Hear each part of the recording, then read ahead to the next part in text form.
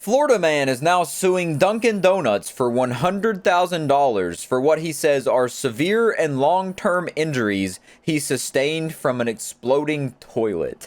And I would say that this headline is very shocking, but as soon as I read Florida man, I had to raise my expectations to a goofy level because I knew something insane was about to follow. And oh boy, does this story deliver on insanity. One of the quotes from the report actually says that he was covered in all manner of human feces, urine, and debris. But this whole ordeal took place right around a year ago in a Dunkin's bathroom in Winter Park, Florida. And the dude that the victim here is Paul Karowick. And it's actually been a while since we've had a good, solid Florida man story. It seems like not too long ago, we were getting them left and right pretty much every single week. And at this point, I thought they'd gone extinct because I hadn't heard of them in so long.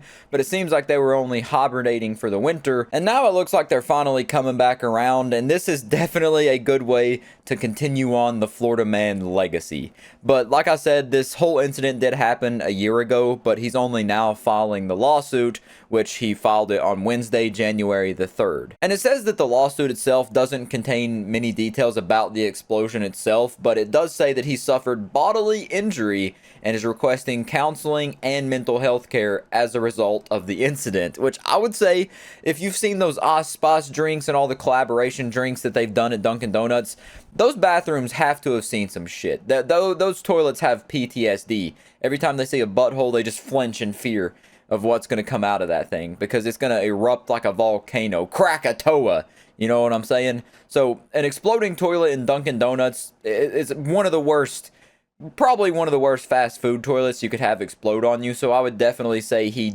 needs some mental health care after this incident. The only bathroom I could think that would probably be worse is like McDonald's or Walmart. Oh god, a Walmart. Oh my god, I can't even begin. I don't even want to speak that into existence. And I keep reading through this situation to understand if like the whole toilet, like the porcelain and everything just exploded, or if it was more so like the pressure of the toilet water kind of like pushed everything out of the toilet into his face.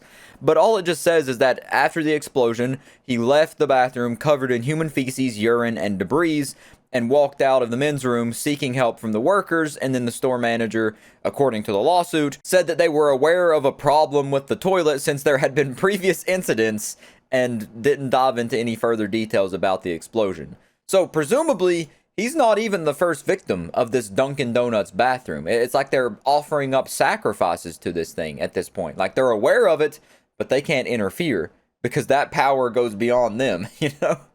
That's some ancient forces they don't want to deal with. Or more realistically, they don't get paid enough or care enough to deal with that, which I perfectly understand. I work at Walmart. If you've ever worked in retail or fast food, you definitely understand. If you see some crazy stuff going on or you know about something crazy similar to this, you're not going to deal with it. You're going to do everything you can actually to actively avoid that situation. But to go back to this explosion that was more devastating than the effects of Little Boy and Fat Man combined, I can't really figure out. I'm assuming what I'm picturing, what I'm going to go with, is that the whole toilet exploded. But then that wouldn't really make sense because if it's happened multiple times, it would just have to be like a geyser coming out of the toilet, right? Like a... Yeah, that has to make sense because they said it's happened multiple times. I was thinking that the whole thing just kind of, like the toilet and everything, the porcelain went everywhere. Because it also said debris. But they're saying it's a problem with the toilet and that they're aware of the previous incidents.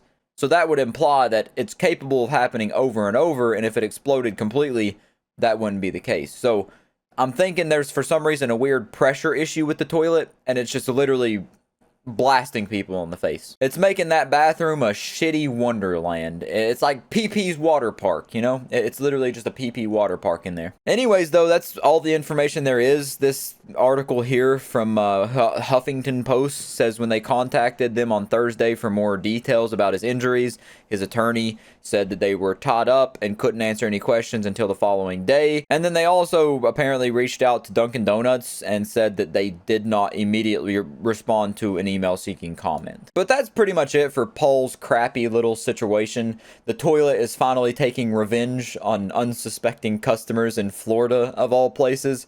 So, Jesus, sorry. So if you think you're having a bad day, just remember this situation here and think that it can always get more shitty. And I'll catch you in the next one.